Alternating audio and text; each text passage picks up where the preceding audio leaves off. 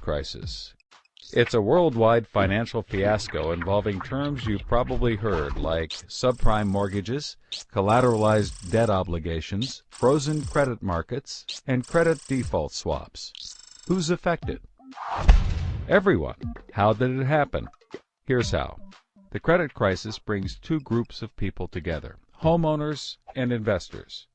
Homeowners represent their mortgages, and investors represent their money. These mortgages represent houses, and this money represents large institutions like pension funds, insurance companies, sovereign funds, mutual funds, etc. These groups are brought together through the financial system, a bunch of banks and brokers commonly known as Wall Street. While it may not seem like it, these banks on Wall Street are closely connected to these houses on Main Street. To understand how, let's start at the beginning. Years ago, the investors are sitting on their pile of money, looking for a good investment to turn into more money. Traditionally, they go to the U.S. Federal Reserve, where they buy treasury bills, believed to be the safest investment. But in the wake of the dot-com bust in September 11th, Federal Reserve Chairman Alan Greenspan lowers interest rates to only 1% to keep the economy strong. 1% is a very low return on investment, so the investors say, no thanks. On the flip side, this means banks on Wall Street can borrow from the Fed for only 1%. Add to that general surpluses from Japan, China, and the Middle East, and there's an abundance of cheap credit. This makes borrowing money easy for banks and causes them to go crazy with leverage. Leverage is borrowing money to amplify the outcome of a deal. Here's how it works. In a normal deal, someone with $10,000 buys a box for $10,000. He then sells it to someone else for $11,000. For a $1,000 profit, a good deal. But using leverage, someone with $10,000 would go borrow $990,000 more dollars, giving him $1 million in hand. Then he goes and buys 100 boxes with his $1 million and sells them to someone else for $1,100,000. Then he pays back his $990,000 plus $10,000 in interest. And after his initial $10,000, he's left with a $90,000 profit versus the other guy's $1,000. Leverage turns good deals into great deals. This is a major way banks make their money. So Wall Street takes out a ton of credit, makes great deals, and grows tremendously rich, and then pays it back. The investors see this and want a piece of the action, and this gives Wall Street an idea. They can connect the investors to the homeowners through mortgages. Here's how it works. A family wants a house, so they save for a down payment and contact a mortgage broker. The mortgage broker connects the family to a lender who gives them a mortgage. The broker makes a nice commission. The family buys a house and becomes homeowners. This is great for them because housing prices have been rising practically forever. Everything works out nicely. One day, the lender gets a call from an investment banker who wants to buy the mortgage. The lender sells it to him for a very nice fee. The investment banker then borrows millions of dollars and buys thousands more mortgages and puts them into a nice little box. This means that every month he gets the payments from the homeowners of all the mortgages in the box. Then he sicks his banker wizards on it to work their financial magic, which is basically cutting it into 3 slices: safe, okay, and risky. They pack the slices back up in the box and call it a collateralized debt obligation, or CDO. A CDO works like 3 cascading trays. As money comes in, the top tray fills first, then spills over into the middle, and whatever is left into the bottom. The money comes from homeowners paying off their mortgages. If some owners don't pay and default on their mortgage, less money comes in and the bottom tray may not get filled. This makes the bottom tray riskier and the top tray safer. To compensate for the higher risk, the bottom tray receives a higher rate of return, while the top receives a lower, but still nice return. To make the top even safer, banks will insure it for a small fee, called a credit default swap.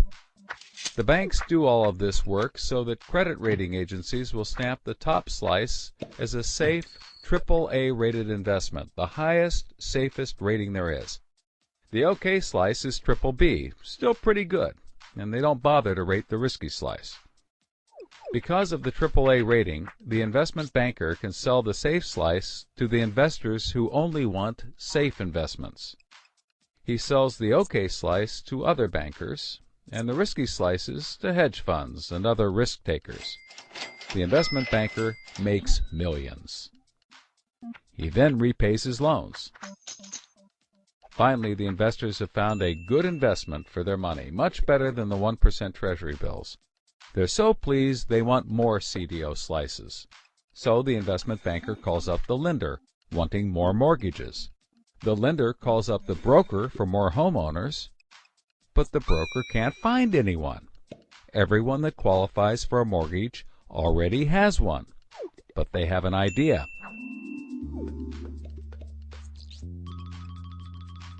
When homeowners default on their mortgage, the lender gets the house, and houses are always increasing in value.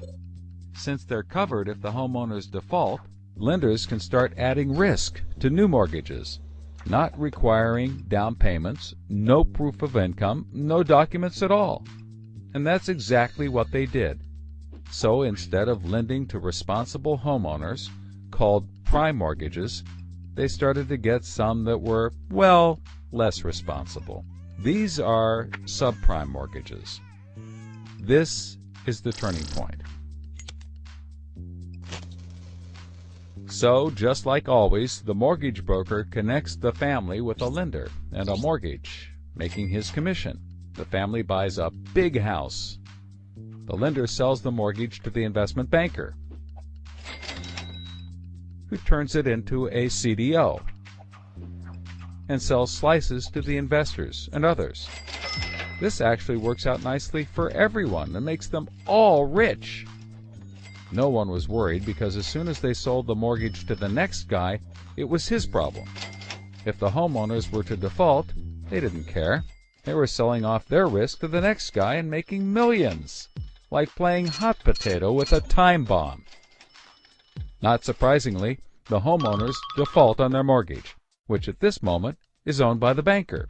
This means he forecloses and one of his monthly payments turns into a house. No big deal. He puts it up for sale.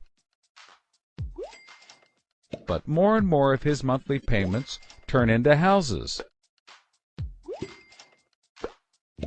Now there are so many houses for sale on the market, creating more supply than there is demand, and housing prices aren't rising anymore. In fact, they plummet. This creates an interesting problem for homeowners still paying their mortgages. As all the houses in their neighborhood go up for sale, the value of their house goes down, and they start to wonder why they're paying back their $300,000 mortgage when the house is now worth only $90,000. They decide that it doesn't make sense to continue paying, even though they can afford to, and they walk away from their house. Default rates sweep the country, and prices plummet. Now the investment banker is basically holding a box full of worthless houses. He calls up his buddy the investor to sell his CDO, but the investor isn't stupid and says, no thanks. He knows that the stream of money isn't even a dribble anymore. The banker tries to sell to everyone, but nobody wants to buy his bomb. He's freaking out because he borrowed millions, sometimes billions of dollars to buy this bomb, and he can't pay it back. Whatever he tries, he can't get rid of it. But he's not the only one. The investors have already bought thousands of these bombs. The lender calls up trying to sell his mortgage, but the banker won't buy it, and the broker is out of work.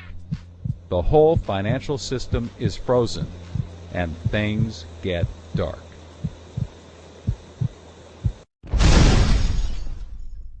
Everybody starts going bankrupt. But that's not all. The investor calls up the homeowner and tells him that his investments are worthless. And you can begin to see how the crisis flows in a cycle. Welcome to the crisis of credit.